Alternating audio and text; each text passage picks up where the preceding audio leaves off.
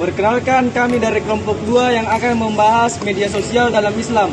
Perkenalkan, nama saya Muhammad Helmi dan rekan-rekan saya. Saya Ferdiansyah. Saya Muhammad Agil. Saya Asmaul Husna. Saya Darman Halik. Saya Afriansyah Ashkar. Saya Muhammad Hilal Maulid Al-Aksuri.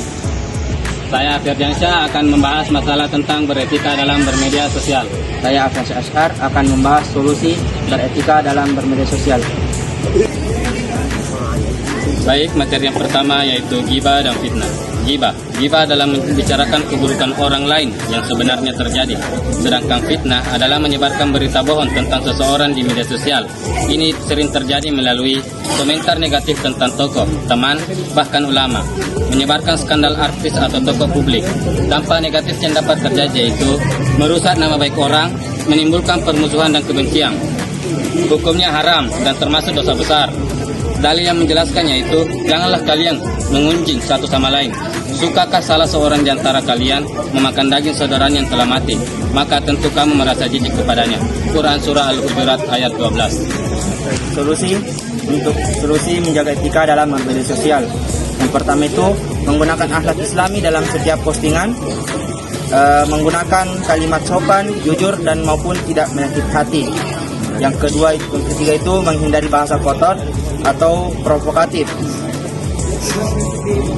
Konsepnya itu kaulan sadidan, itu perkataan yang benar dan tepat dalam Quran Surah Al-Ahzab ayat 70.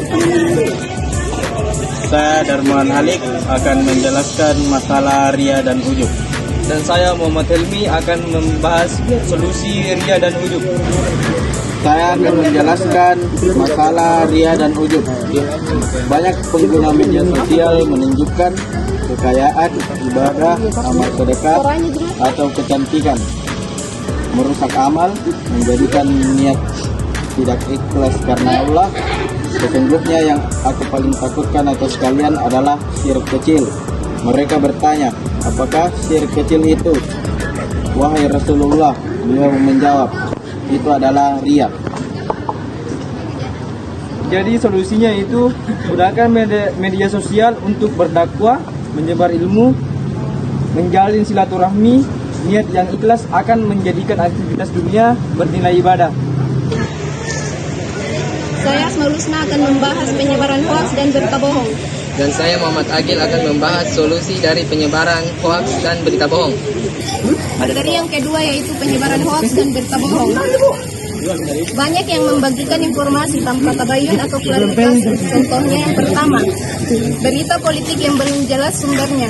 Yang kedua, video atau foto editan yang menyesatkan. Dampaknya bagi masyarakat menjadi terpecah, resah, dan saling mencurigai. Dalilnya yaitu, hai orang-orang yang beriman, jika datang kepadamu orang fasik membawa suatu berita, maka periksalah dengan teliti. Quran Surah Al-Hujurat ayat 6.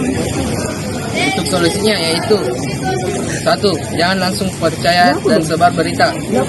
Gunakan sumber yang valid, berita resmi, ilmiah, dan lain-lain.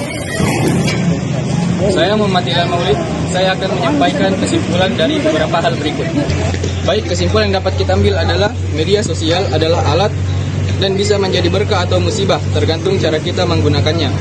Islam tidak melarang teknologi, tapi mengatur cara penggunaannya agar tetap sesuai syariat, menjaga akhlak, dan membawa manfaat.